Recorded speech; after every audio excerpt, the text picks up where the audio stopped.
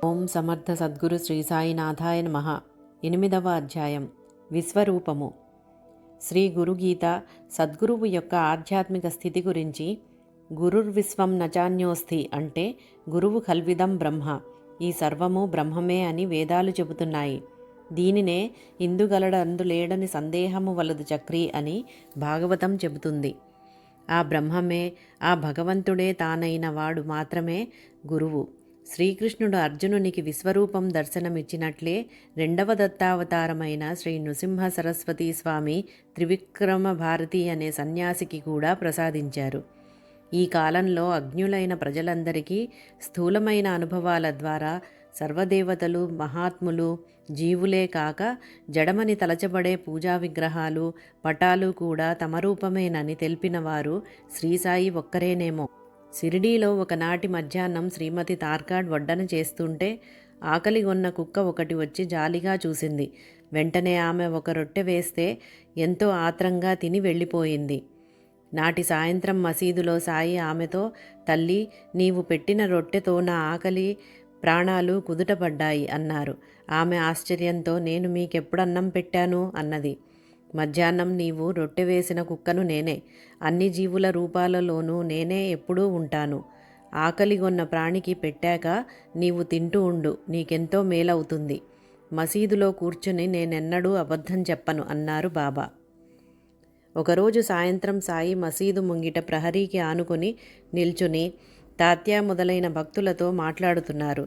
లక్ష్మీబాయి షిండే వచ్చి నమస్కరించగానే, అమ్మా, నాకెంతో ఆకలిగా ఉన్నది అన్నారు. ఆమె వెంటనే వెళ్ళి రొట్టెలు, కూర చేసుకొచ్చింది.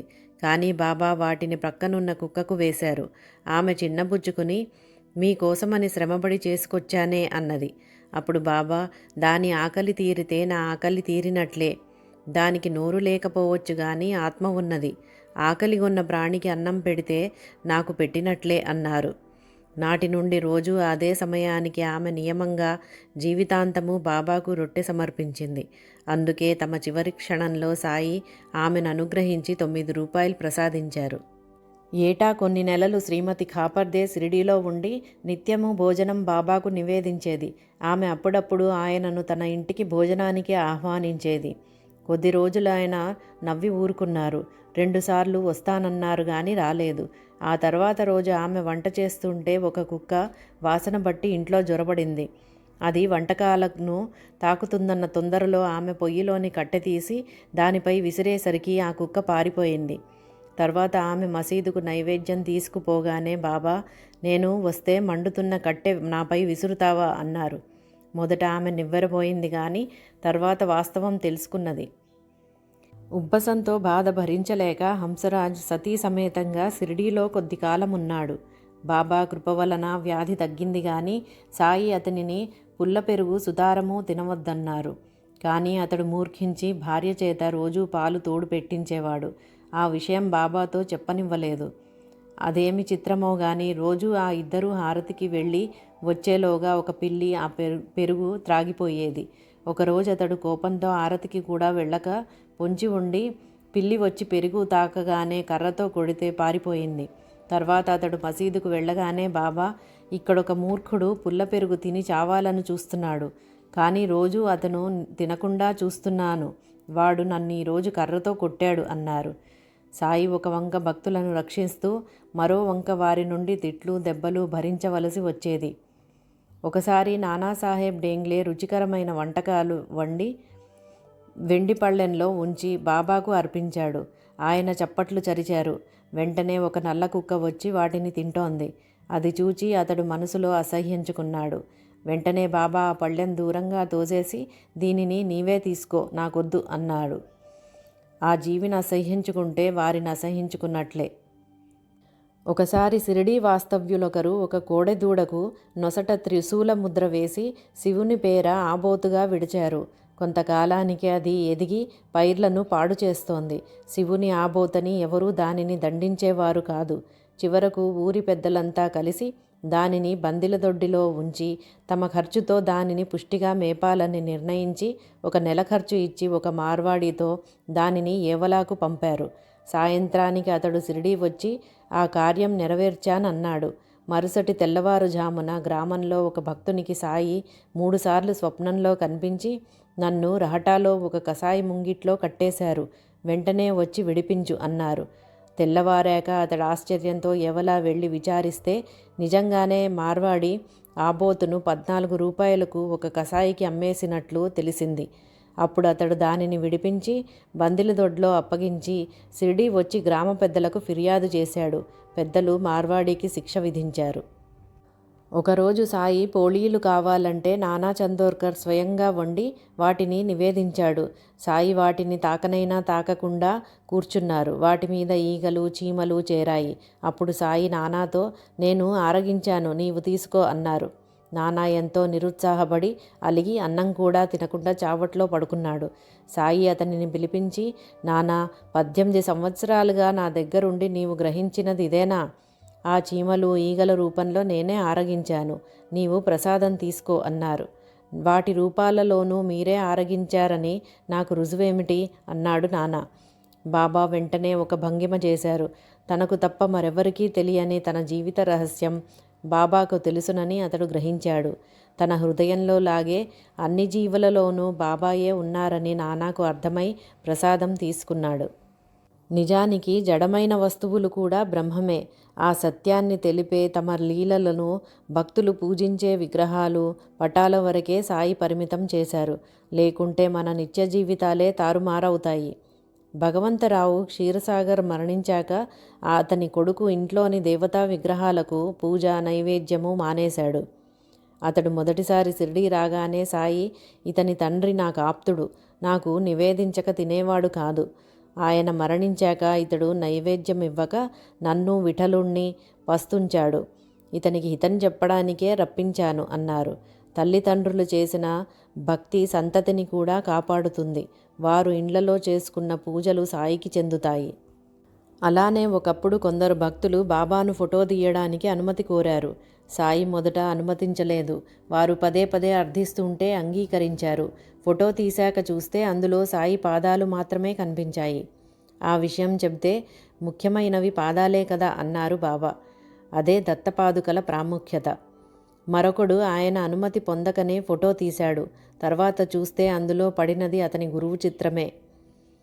ఒకప్పుడు కాకా దీక్షిత్ తన కుమారుడి ఉపనయనానికి శ్రీసాయిని నాగ్పూర్ ఆహ్వానించడానికి షిరిడీ చేరాడు. అదే సమయానికి నానా చందోర్కర్ తన కుమారుడి వివాహానికి సాయిని గ్వాలియర్ ఆహ్వానించడానికి వచ్చాడు. సాయి ఆ ఇద్దరితో తమ ప్రతినిధిగా శ్యామాను తీసుకెళ్లమని చెప్పి, తాము కాశీ ప్రయాగ దర్శించి శ్యామ కంటే ముందుగానే గయ చేరగలమని మాట ఇచ్చారు. శ్యామ ఆ శుభకార్యాలకు హాజరయ్యాక వారందరూ కొద్ది మాసాలు అయోధ్యలోనూ కాశీలోనూ గడిపి గయలో ఒక పూజారింటికి వెళ్ళారు.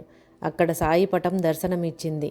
దానిని చూడగానే శ్యామకు ఆనంద బాష్పాలు వచ్చాయి.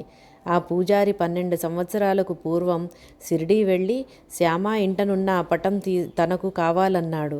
సాయి ఆజ్ఞను అనుసరించి శ్యామ ఆ పటం ఇచ్చాడు. శ్యామ కంటే ఎన్నో సంవత్సరాల ముందే సాయి అచ్చటికి చేరారు. శ్యామ ఆ పూజారి ఇంటనే బస చెయ్యడం ఆశ్చర్యం. అక్కడ కూడా బాబా తమ వాణ్ణి తమ వద్దనే ఉంచుకున్నారు. ధోపేశ్వర్ నుండి కాకా మహారాజ్ అనే సిద్ధపురుషుడు ఒకసారి పూనా వచ్చారు. అచటి భక్తులు తమ తమ ఇండ్లకు ఆహ్వానిస్తూ ఉండడం వలన సాయి భక్తుడు సాఠే ఇంటికి రాలేనని ఖండితంగా చెప్పారు. కానీ సాయంత్రం అయ్యేసరికి ఆయన సాఠే ఇంటికి వస్తున్నామని కబురు చేసి వచ్చారు. సాఠే ఆశ్చర్యపోతూ ఉంటే ఆ స్వామి అక్కడున్న సాయి పటం చూపి, ఇక్కడికొచ్చే వరకు ఆయన నన్ను విడవలేదు అన్నారు. ఇంట్లో సాయి పటం ఉంటే సాయి ఉన్నట్లే. భగవంతుడైన సద్గురువుకు తన రూపాలైన పంచభూతాలు అధీనంలో ఉంటాయి. వేసవిలో ఒకనాడు ఎండ భరించలేక భక్తులంతా ఇళ్లకు వెళ్ళారు. 5గురు మాత్రం మసీదులో ఉండిపోయారు. సాయి వారిని ధుని దగ్గర కూర్చోమన్నారు. కొద్ది నిమిషాలలో మసీదంతా చల్లబడింది. భక్తులంతా ఆశ్చర్యపోయారు. అలానే ఒకసారి కొండాజీ అనే భక్తునితో సాయి, నీ గడ్డివామికి నిప్పంటుకుంది, వెళ్ళు అన్నారు. అతడు వెళ్ళి చూస్తే అక్కడ పొగ కూడా లేదు. సాయి మరలా అలానే అన్నారు. ఈసారి గడ్డివామి నుండి దట్టంగా పొగలేస్తోంది. దాని చుట్టూ ఎన్నో వాములున్నాయి. గాలి బాగా వీస్తున్నది. గ్రామస్తులు ఆపద నివారించమని సాయిని ప్రార్థించారు. ఆయన దాని చుట్టూ కొద్ది నీరు చల్లి అది ఒక్కటే తగలబడుతుందని అభయమిచ్చారు. అలానే జరిగింది. ఒకరోజు సాయి ధునిలో కట్టెలు వేస్తున్నారు. మంటలు విజృంభించి మసీదు వాసాలు అంటుకునేట్లున్నాయి. భక్తులు ఆందోళన చెందుతూ ఉంటే సాయి సట్కాతో పక్కనున్న స్తంభాన్ని కొడుతూ మంటనుద్దేశించి తగ్గు తగ్గు, జాగ్రత్త అన్నారు. ధుని అణిగి మందంగా వెలగసాగింది. భీమా అనేవాడు సాయి లీలలు చూడాలని షిరిడీ వచ్చాడు. మధ్యాహ్నం హారతి కాగానే సాయి, నేను పిలిచే వరకు మీ గదులలోనే ఉండండి అని అందర్నీ పంపేశారు. వారు గదులు చేరగానే సుమారు 15 నిమిషాల పాటు ఇళ్ల కప్పులు ఎగిరిపోయేలాగా పెనుగాలి వీచింది. మబ్బు పట్టి కొద్ది వర్షం కూడా కురిసింది. తరువాత భక్తులను పిలిపించి, భయపడ్డారా అన్నారు బాబా. భీమా ఆయన పాదాలకు నమస్కరించగానే, భగవంతుని లీల చూచావా, ఇలా ఎన్నైనా చూడగలవు అన్నారు. ఒకరోజు హైకోర్టు న్యాయవాది ప్రధాన్ తప్పక బొంబాయి బయలుదేరవలసి ఉన్నది. కానీ అంతలో తీవ్రమైన గాలి వాన చెలరేగాయి. అలాగే పావుగంట కొనసాగి కాలువలు పొంగితే బొంబాయి చేరలేమని అతడు భయపడ్డాడు. వెంటనే బాబా మసీదు అంచుకు వచ్చి ఆకాశం కేసి చూచి, భగవంతుడా, వర్షం ఆపు, నా బిడ్డలు ఇల్లు చేరాలి, వారిని సుఖంగా వెళ్ళనివ్వు అన్నారు. వర్షం వెంటనే నిలిచిపోయింది. ప్రధాన్ బయలుదేరి బొంబాయి వెళ్ళాడు. సద్గురువు సాక్షాత్తు భగవంతుడు. సర్వపుణ్యతీర్థాలు వారి పాదాలలో ఉంటాయని గురుగీత చెబుతోంది. గంగా విష్ణుపాదాల నుండి ఉద్భవిస్తుందంటారు. సద్గురువు ఆ విష్ణుమూర్తే. అయితే దాసగణు తన హరికథలలో సాయిని శ్రీహరిగా కీర్తించినా అతని హృదయంలో అట్టి విశ్వాసం దృఢపడలేదు. భక్తుడి కట్టి విశ్వాసం ఇవ్వవలసినది కూడా సద్గురువే.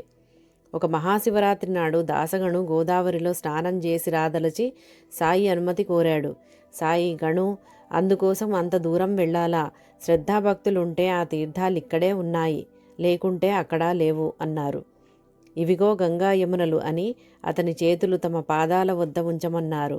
సన్నని ధారగా అతని దోసిలి నిండా తీర్థం వచ్చింది. అతడా నీరు తీసుకుని క్షణం ఆలోచించి నెత్తిన మాత్రం చల్లుకున్నాడు. బాబా చిరునవ్వుతో మౌనంగా చూచారు. ఆయన సమాధి చెందాక దాసగణు మరొక యోగిని దర్శించినప్పుడు, ఆ యోగి, మూర్ఖుడా, సాయి అంతటి మహనీయుని పాదాల నుండి వచ్చిన తీర్థజలాన్ని ఆయన ముస్లిం అన్న సంకోచంతో శిరస్సున ధరించావే గాని నోటిలో పోసుకోలేదు గదా, నీకెన్ని జన్మలకైనా మరల అట్టిది లభిస్తుందా?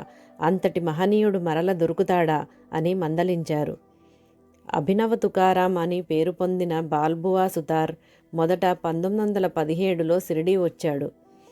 అతడు నమస్కరించగానే సాయి, నాకితడు 4 సంవత్సరాల నుండి తెలుసు అన్నారు.